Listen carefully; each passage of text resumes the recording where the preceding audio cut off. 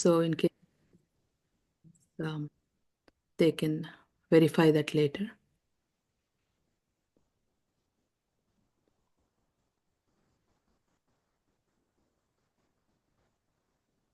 So you're able to see my screen, right? Yeah.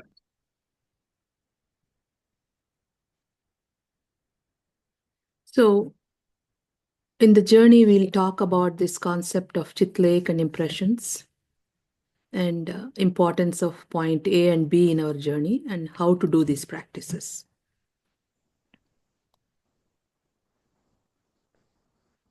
So all of you are familiar about our chakras and points in the heartfulness method, especially after the release of spiritual anatomy. We have 5 chakras in the heart region, which we have to cross. And in the mind region, we have 6, 7, 8, 9, and 10. And beyond that, we have the godly region of 11 and 12 and the central region. And as we master this heart region, we master our personality because each chakra has qualities. As we journey through these chakras, we master the quality of that chakra. It's like when you're touring Hyderabad, you understand what Hyderabad is, what its weather is when you are where Charminar is, because you are traversing Hyderabad. So, like that, in our spiritual journey, we traverse each chakra and move further into higher dimensions. So, in this journey between point 7 and 8, 1 inch inside, it's like a triangle. There is a vibratory field. All these chakras are basically vibratory fields. There is a vibratory field called Chit Lake, which plays a very significant role in our journey. And behind that is the passion point and Saraswati points, etc. So when we come into this world, we have a bank account of our actions and thoughts. Hinduism calls it karma. It's all lifetimes of our bank account, and that is known as Sanchita karma. So this is the karma of all our lives. It's our asset. But we cannot finish it off in one lifetime. So we bring a part of that asset into this existence, which is known as prarabdha karma. And in this, there is good and bad. We go through good and bad. And the next kind of karma is the karma that we collect in this lifetime. And this karma has two options. One is you can go through it in this lifetime, or you take it back to the bank account, Sanchita karma. And there is a third kind of karma, which is known as agami karma. That is, it is the ability to bring about positive or negative future outcomes by a current decision or action. That is very, very important. This is where Sahajmar plays the role. That means the karma you have brought, you can either delete it or but by right action you can transform it. So it doesn't have to go into prarabdha karma or it doesn't have to go back to sanchita karma and you get rid of it because it is not easy to go against nature to get rid of karma. And this is where the heartfulness methods help us. So between 7 and 8, I said this chit lake is there. From the center, the original center, the currents are descending in the being of man. They are traveled through space, and on account of its propensity and went on changing, it had come down affecting actions. It formed a center as every action normally does. This center is known as Chit Lake. Because when original stir happened, the currents descended. The first that came when this original stir was from the Shakti. The beginning was the female principle. The first thing that came was space, first element. And then the godly region came. When the union of Prakriti and the godly region came, then the next creation started to happen. The other elements started to manifest, currents descended, and when they descended, depending on their propensity, they formed into brackets, energy knots. So that is how Chitlake was also formed. And Chitlake is a place where all this karma is descending into the thoughts, field of the thoughts. And from there, it descends into the heart region and starts to become Bhog. So Chitlake is a place where everything remains inclined downwards. The flow of the current, like a waterfall fall cannot go up because of its force. So also this current of karma descending from the Chitlake comes down. It has no tendency to go upward until master's power becomes instrumental in this respect. When that is got over, it resumes an upward tendency. So how does it resume an upward tendency? I will explain that. So now from Chitlake, the currents have entered into our being, creating dim vibrations, and they are causing a gentle force which descends into the Vishuddhi chakra, the pharyngeal plexus, to the particles. And this pharyngeal plexus, which is the fifth point, is the meeting place of the Brahmanda and Pinda, that is heart region and the mind region. And it is the seat of illusion. And immense power is located there. And man gets into dreams when this thought comes in touch with this region.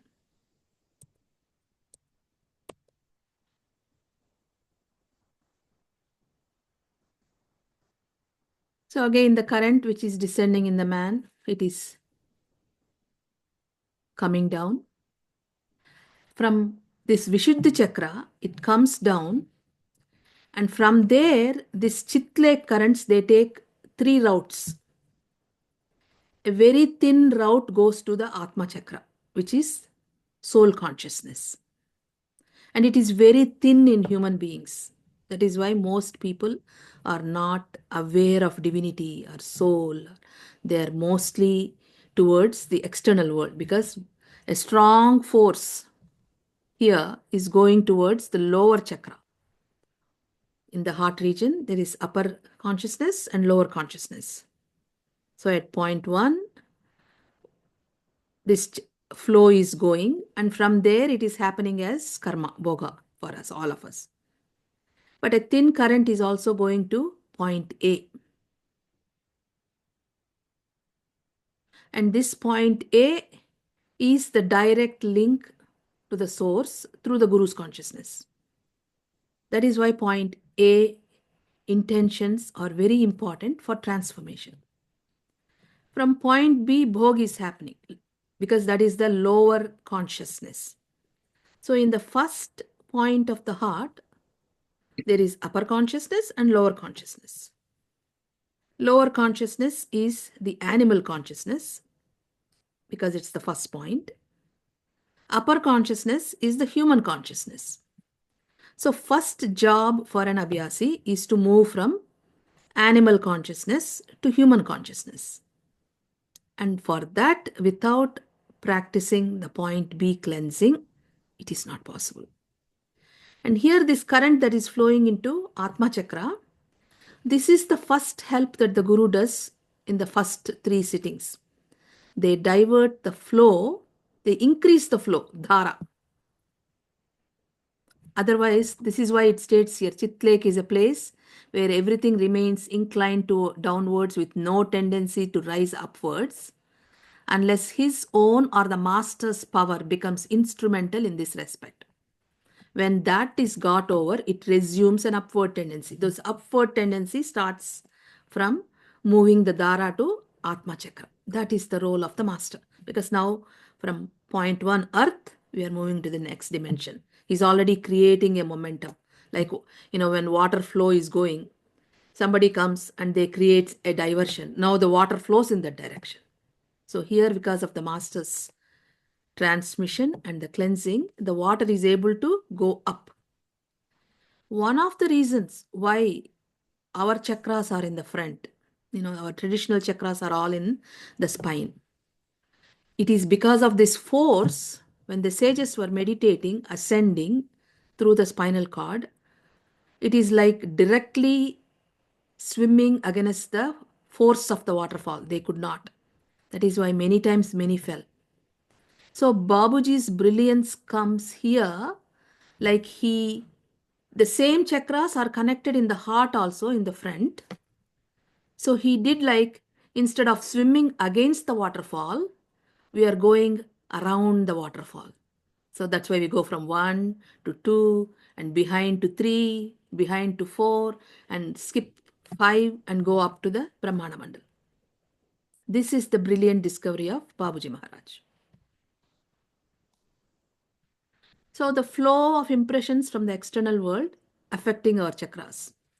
So from this lower consciousness is connected here, we are going through the world, the stresses, the negativities, everything.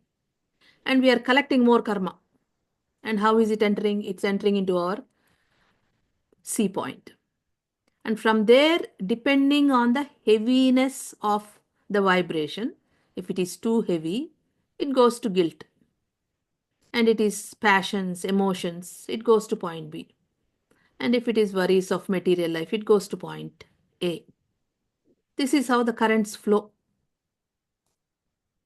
And when they become more, so impressions at C and D and B and A, they all intensify. We are adding so many. That's why the dots are there.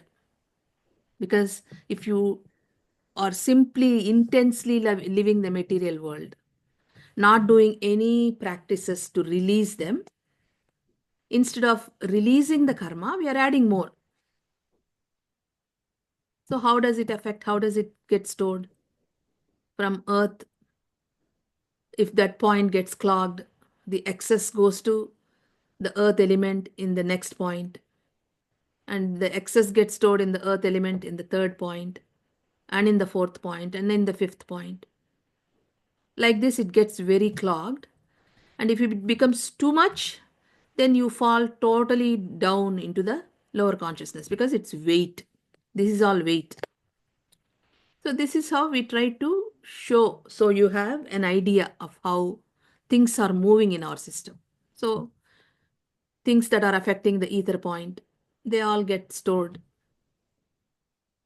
Same thing with fire, water, and air.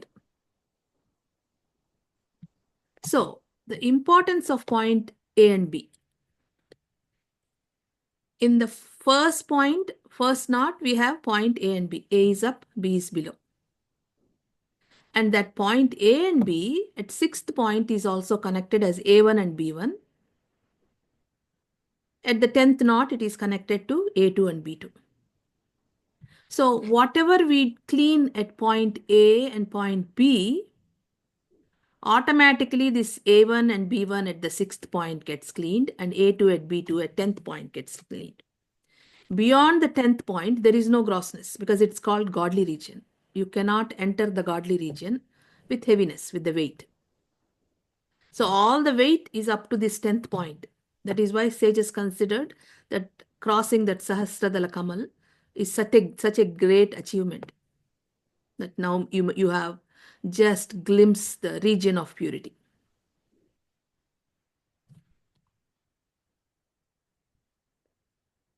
So Babaji Maharaj says, whenever you think of anything, the idea comes first at point A because that is the connecting link to the source through the Guru's consciousness. Why through the Guru's consciousness?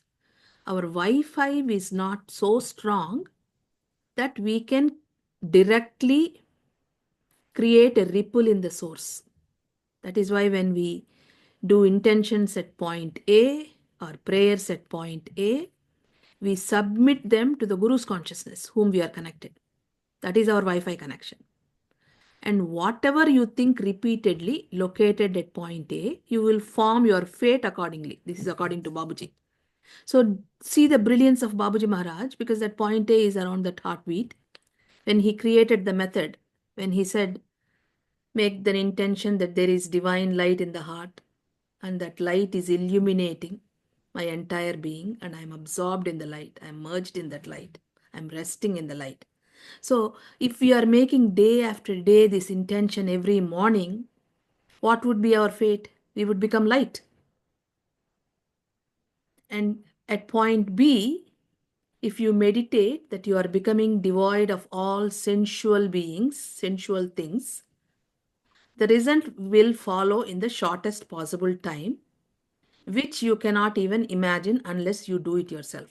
Because Taji's guarantee is, if you clean point B thoroughly for 6 months, you will be eligible to move from this lower consciousness of animal consciousness to the upper consciousness of human consciousness.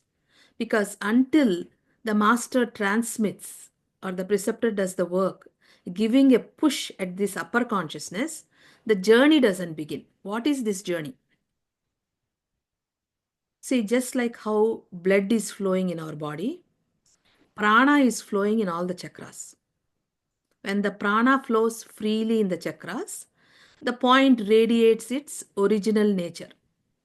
It's like blood is flowing freely in my heart. There is no blockages. My heart functions. Some blockage is in the leg. You have to amputate the leg. So same way like blood flowing in the body, keeping the body health, prana is flowing throughout our chakras. When these prana is blocked with grossness, the chakra does not radiate its original nature. So at point one, when the grossness is heavy and prana is not flowing, you are not balanced. Every little thing you get imbalanced. So if you can work hard to make this point, work on just point one, releasing point B impurities, making intentions, getting sittings, what happens is this point one's flow is regulated. What is this flow? They talk about Sat, Rajas, and Tamas. What is Sat, Rajas, and Tamas? It is the frequency of the prana, like blood when it's flowing in the. You can't, the blood cannot flow too much, too fast, or too little. If it's too fast, high BP, low BP. It is not healthy. So it has to flow in its own frequency. This frequency is what is adjusted when the yatra begins for each individual. The frequency is regulated, and the right frequency is the frequency of Sat. Rajas is too activity, Tamas is too heavy, lazy. So this is what meditation does, is this refines your frequency, makes the flow of the prana flow thoroughly in the point, if you do the point A and B meditations. And what happens is, once this point one is balanced, if something happens, like say I'm doing physical exercise, what's happening to me? My muscle is getting strengthened when I'm doing the same exercise repeatedly, day after day after day. So next thing somebody throws 5 pounds, I'm able to catch it. In the beginning, 5 pounds, I would fall apart. But because of my exercise, when suddenly some 5 pounds is thrown at me, I'm able to catch it and withstand without falling. This is what happens with point A and B meditation. Once your first point is balanced, you will know how to manage your peace, you will know how to manage your anger, you will know how to manage your fear, and that thereby you will remain calm and thinking clarity, vision is clear. So the purpose of our meditation is to refine our senses. If you think about our original sages, about Rigveda, the Nasadaya Sukta, the sages, they were able to perceive the creation itself because their sensory perceptions were so refined. When the sensory perceptions lost their refinement, man fell. They had such clear vision. They could see Bhuma, they could see the creation, they could see the descent of the vibrations, all in their meditation. So this is what we lost as human beings is when our senses completely went into the material world and combined with our karma, we got entangled in it. Now we lost clarity. So in meditation, what are we doing? We are refining the senses, diverting the flow of the senses into the heart and allowing that senses to rest in the silence of that point A vibration, which is connected to the source through the master's consciousness. And now you are refining yourself. It is like putting yourself in the bathtub and impurities are automatically released, and now you are purified. That is how mind is getting purified, dipping in this lake of divinity. So that is why point A and B becomes very important. So point one is divided into upper and lower regions, which I just discussed. Impressions are flowing through the lower regions. When A and B practice is done, we enter the upper region of the heart. You make yourself deserving.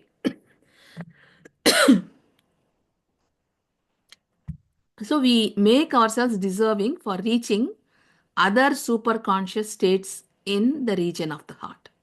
What are the other superconscious states in the region of the heart? Point 2, 3, 4, 5. And at 6, again this upper and lower, they shift. Upper becomes lower, lower becomes upper. What does that mean? Here, lower consciousness is animal consciousness, upper consciousness is human consciousness. But as you enter Brahmanda Mandal, lower consciousness is human consciousness, divine consciousness becomes upper consciousness. When you enter 10th point, even divine consciousness becomes lower consciousness, reality becomes upper consciousness. This is the shifts. So, anyone who comes to heartfulness, if they have completed the lower part of the journey and have secured the upper portion of the heart and hence reap the benefits of the upper region U of the heart, and yatra is started here. Until this happens, you cannot start the yatra. You can be there for 10 years, 20 years. But if you don't practice your point B cleaning and make point A intentions to bring transformation, progress is not possible.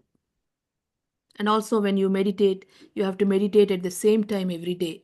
Even if it's 20 minutes, 5 minutes, you have to show up your presence. Why? Because at this point A, when you show up and say, "Oh Lord, thou art the real goal of human life," you are connected.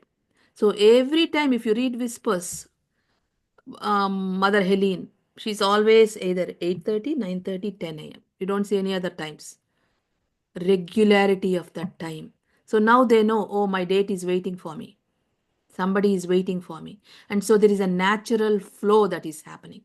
Because one thing, darshan can only happen in the heart. We're all craving for darshan with the external master. But the master can only give you darshan in the heart. If we meditate regularly at the same time, he shows up. So upper and lower regions of Brahmana Mandal here. This is what I am talking about. At the heart region, point 1, the consciousness is called D, that is human consciousness. Here it is D1 is super consciousness, D2 is super fine consciousness, and D3 is super, that is at the point 13. So that's how we have to understand what is it that's shifting is our consciousness. What does that mean? This expansion is happening in the consciousness now because the heaviness is leaving, it is becoming feather light, and you are experiencing the lightness. So A1 and B1 in Brahmanda Mandal are akin to A and B in the heart. Brahmanda Mandal begins at point 6 and A1 is superior finer ideas. Just like how at point A you get thoughts, at that area also, at A1 also you get the thought. You get the same effect in this region as you purify the A and B of the heart. The benefits you reap are high, and these are essential into securing the position in this journey, because master gives you a condition and we all wonder you can't keep it. Why you can't keep it? Because the strengthening of the muscle has to happen. Once the strengthening of the muscle happens, you are able to keep it. So, when we do the practice of A and B sincerely for a period of 8 weeks, especially prefects, we can secure our position in Brahmana Mandal and move out of heart region. Because even though prefects are given, because they have to work with the power, they are given access up to sixth point, most of them don't reach there. They think they are there, but they are not there. Nobody can get there until the condition stabilizes at point 1. So if point B in heart region is cleaned to the core, it lands you to the point A, which lies in the region D1. That means now lower becomes upper, right? So you land there at A1. And you get purified to the same extent in this position as you purify the points A and B. Without point B cleaning and point A meditations, it is impossible to reach the superconsciousness at point 6. And D2 region, super fine state of superconscious. Here at the 10th point, the right is lower. Here we find the superfine state of superconsciousness. This consciousness is known as D2. It all depends upon the point B of the heart. If it is in heart region is cleaned to the core, it lands you to A2, which lies in D2. So just by simply cleaning this point B and point A intentions, it directly takes us the journey up to 10th point, especially because the pranahuti is flowing. The prana that is coming from Guru's heart is clearing the blockages at every point, because now you are cleaning. So how is this happening? Just by A and B points cleaning, because heaviness is falling from the chit lake. It is falling, right? Now the flow becomes this is empty. A and B is empty. So from A to B to A1 B1, it comes to A and B. So every day as you are cleaning, you are helping your own journey. So this D3 is at the 13th point. This super consciousness state is reserved for incarnate deity personalities and bestowed on people who come to do special work of nature. This is the landing point of the great masters, D3 consciousness. But fortunately, if we are dedicated, it is the possibility of seeing those shores are there. But it is not easy. I'm telling you, at every point you are tested. When you are going to colleges, you have to pass the first grade, second grade, third grade. And when you're going to Harvard, you have to have qualifications. Without these qualifications, you are not allowed. At every point, you are tested um, for the qualities. What is tested for point 1 quality? Are you balanced? Are you able to retain your peace? Are you emotionally stable? For this emotional stability at point 3, we will give you one of the intentions to work. Until judgment goes, you cannot cross point 3. It is very important. That is why even the great sages like Jesus and all those people, their achievement was not high. They were able to cross point 3 and 4 at the most. They were liberated because they crossed the point 2. So to cross point 3, once Daji said that it took him 20 years. Why is that it took him so long? Because he was mastering. See, there is chakras and there is regions, the circles that they show in the reality at dawn, the big circles, right? What is the difference between, they say first point is equivalent to the first circle. What is the difference between a point and a region? I will give you one example. Like in Lord Shiva's life, the children were tested. They said, whoever goes around the earth 3 times and comes meet me is the winner. This oldest son flies on his bird, goes 3 times. The youngest son sits there, goes around the parents 3 times, and he reaches. So this going around the parents is traversing the first point. It is equivalent to traversing the entire earth. That is how Babuji Maharaj simplified it.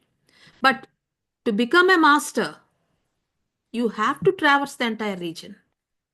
Thorough meditation, deep meditation at point, taking time with the intention that I am traversing this region. It is like just seeing few hot spots in Hyderabad. You haven't seen Hyderabad at all. You have seen few spots of Hyderabad. Okay, I've seen Hyderabad. Now I'm moving into Chennai. That's how we are doing the journey. But to truly master, that is the role of the personalities. That is why it took Daji. So he said that he stayed there for a long time. He was mastering that emotional stability. No judgment. It is not easy to love people. That is why only a Swami Vivekananda and a Jesus could have said that, don't look down on the fallen sisters, the prostitutes. If they were not there, it will be your sister and your mother. That kind of immense compassion, true love, it can only happen when we let go of complaining, blaming, criticizing others, judgment, and stubbornness. Until then, we cannot thoroughly cross the point 3. That's why most preceptors are stuck at point 3. They think they are up there 6, 7, 10. No, because each chakra is connected. Point 1 is connected to 6 and 11. 2 is connected to 7 and 12. 3 and 8, 4 and 9, 5 and 10. These are all connected. So if somebody is working on one, you can feel it at 6 and 11 too. And you assume you are up there. But until and unless you have the qualities of that chakra, we cannot say we have mastered it. Because it happened to me personally once. When I entered a particular region, Brother Rajagopalan was there. And he was so happy. Oh, little girl has come this far. And so he asked me for $3. I put it my hand in my pocket and there was only $1. He was disappointed, but he said, okay, go tour and come back. And that day when I woke up out of my meditation, I wept like a child. I have entered the shores of divinity, but I did not have the qualities. Then I started to work on the basics, letting go of everything. And the next time I saw, after a year or so, he was traversing and I was traversing. Nobody asked me for any dollars.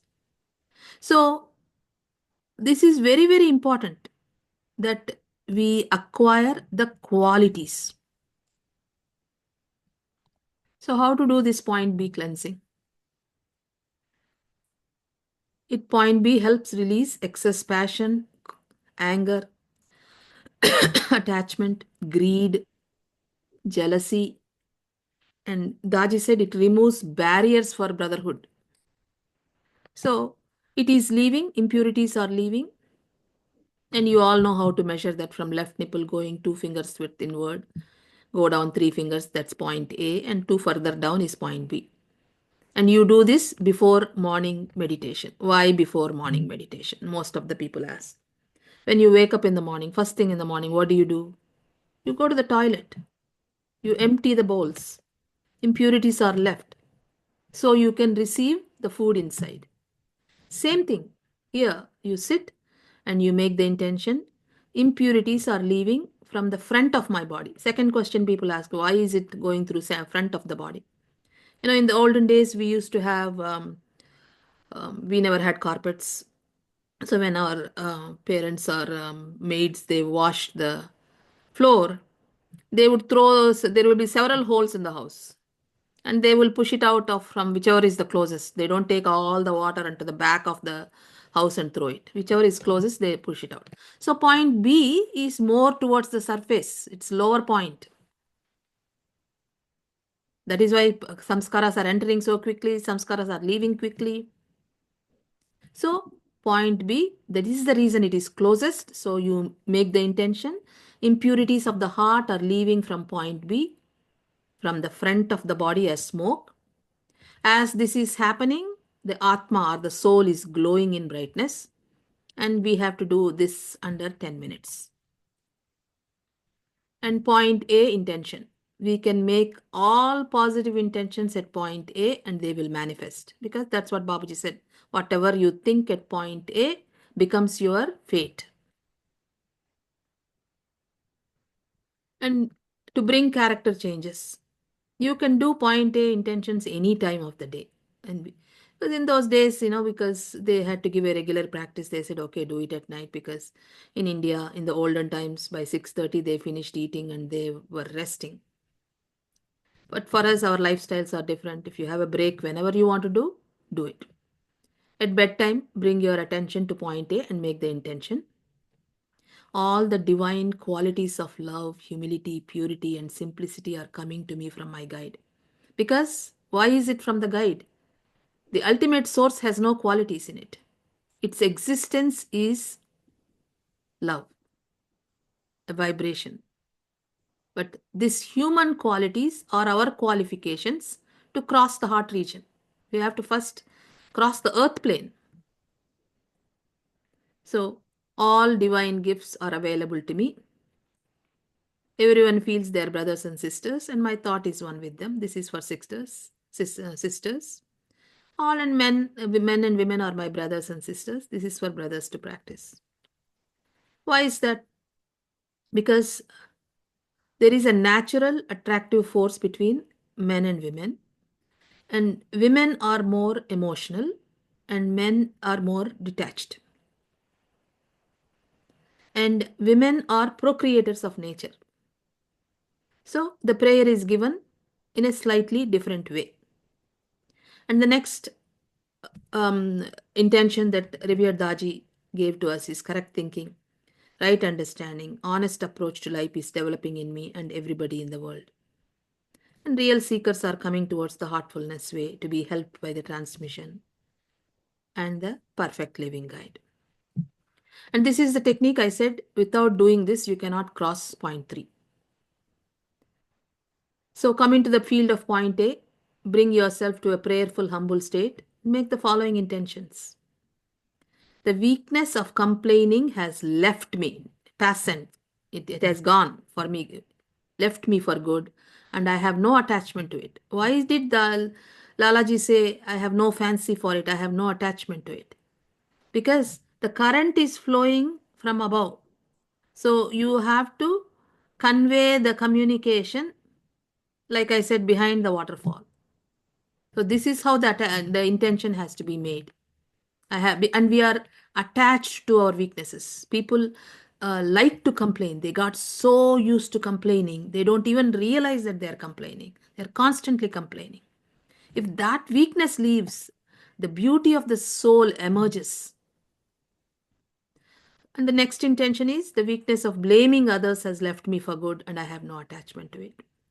The weakness of criticizing others has left me for good. I have no attachment to it. The weakness of stubbornness has left me for good and I have no attachment to it. So Babaji says, unless you become so flexible, you cannot move forward. And the weakness of judgment has left me for good and I have no attachment to it. And a lot of times people say, the heart doesn't become soft until you do this. And until the heart becomes soft, you keep getting hurt. That's why they complain, blame, criticize. Why do hard hearted people get hurt and it's not soft hearted? We think the other way. It's like you throw a glass on the floor, the glass heart, it breaks. You throw a rubber heart on the floor, it doesn't break, it is soft. So, in reality, as our heart in the journey has to become so soft and loving. And for that, this practice is important. And you can do this anytime you have time. There are several positive affirmations that we can make after every meditation. You can say, I'm soaking in the cosmic vibration of balance. I'm balanced. I'm soaking in the vibration of peace, love, and joy. I'm peaceful, loving, and joyous. I'm soaking in the vibration of courage and clarity. I am courageous. I am thinking clearly, and I have the right understanding. I'm soaking in the vibration of humility and gratitude. I'm humble. I'm grateful. I'm soaking in the vibration of purity. Every speck of my being is pure. And correct thinking, right understanding, and honest approach to life is developing in me and everybody in the world. And another important practice you can do when you begin the day. After the meditation, you are beginning the day. You make the intention that this day is unfolding in the highest good. I am flowing through this day and I am accepting everything with love, joy, and gratitude. I'm joyful, I'm grateful. These positive intentions, as we start to make, our thought gets trained to that. See, what intentions do is the point A vibration is flowing through the Guru's consciousness and it is sending its vibration to the source. Source responds. The reason why thinking has to become feeling, why does Daji always say in meditation, thinking to feeling? It is because the source resonates with feeling. That is why Babaji said thought is the dirt of the mind. But a feeling, that's why when you are desperate sometimes, some help comes. Because now in that you are in the desperation, you are in a longing feeling. That feeling is the true vibration. It touches the Guru's heart. It touches the source. The source sends the vibration. And as these vibrations are coming, they are correcting our mind. They are correcting our thinking process. When the thought is corrected, then you automatically start to think different. It's like this complaining. Has become a habit for your mind to complain. The moment you start to make intention, the vibratory force from the source through the Guru's consciousness is entering into your field and shifting that pattern. And then all of a sudden you see, my God, I'm not complaining so much anymore. This is how transformation happens. And it doesn't happen just by getting sittings. You have to work at it. And those 2 points that you can work is consciously cleansing that point B and consciously making those point A intentions. Take it like a project. One intention per month. Just work on that and let go. And how do you know it has manifested or not? You will observe in yourself. You learn to observe what are the changes that are happening. And diary writing is absolute importance there. That diary writing will help us because diary writing is also another way of communicating with the source through the Guru's consciousness. I'll give you an example.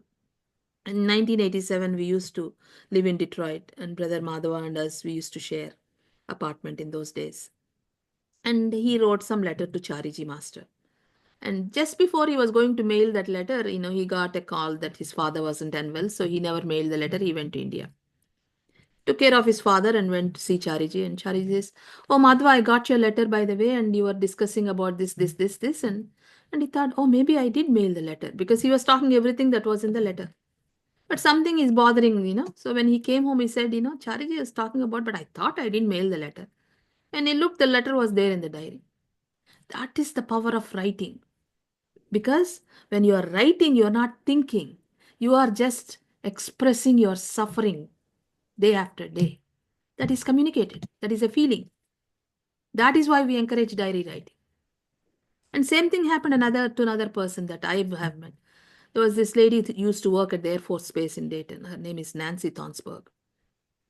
When we introduced her, how we say write diary does. So she used to write. So we took her to Manapakam.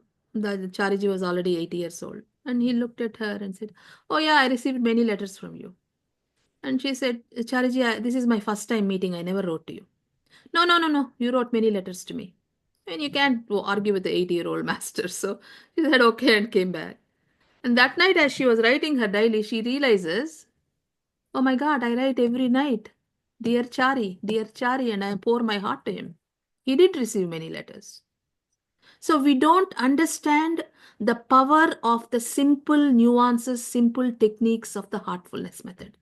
The masters have created a brilliant method. What all we have to do is that every day at the same time, meditate, do that point, be cleansing, drown as much as you can.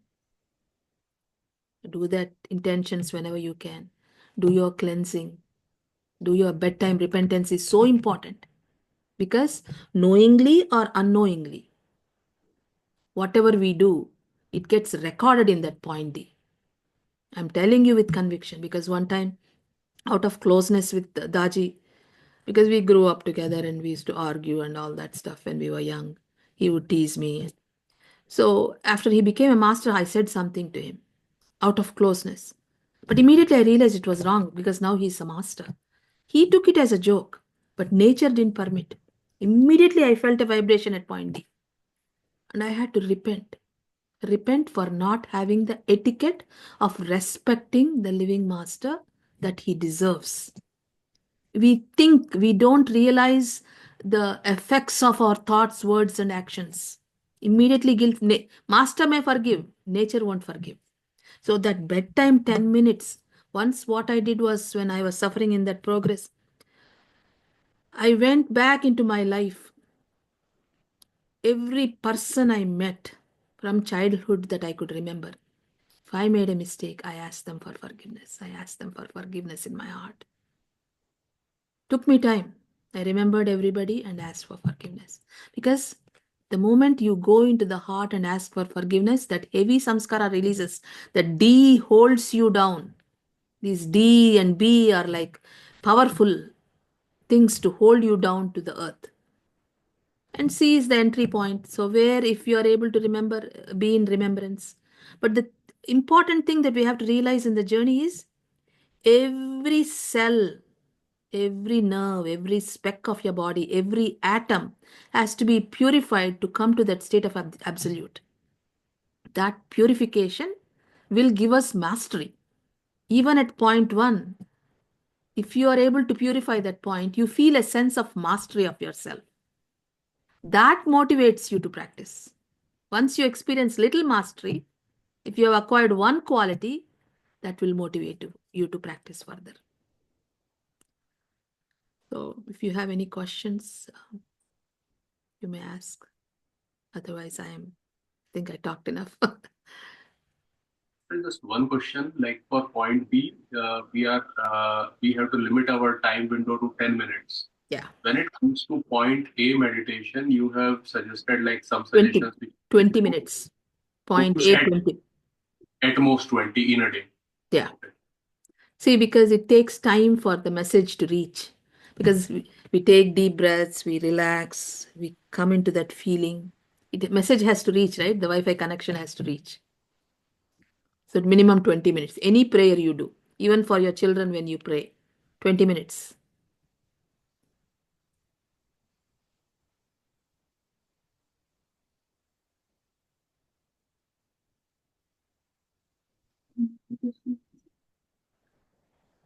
Okay. Thank you so much, sister, for joining and enlightening us. Yeah. So I will forward that PowerPoint for you guys so you can refer and go through it. Thank you. And Thank you so much. Thank you.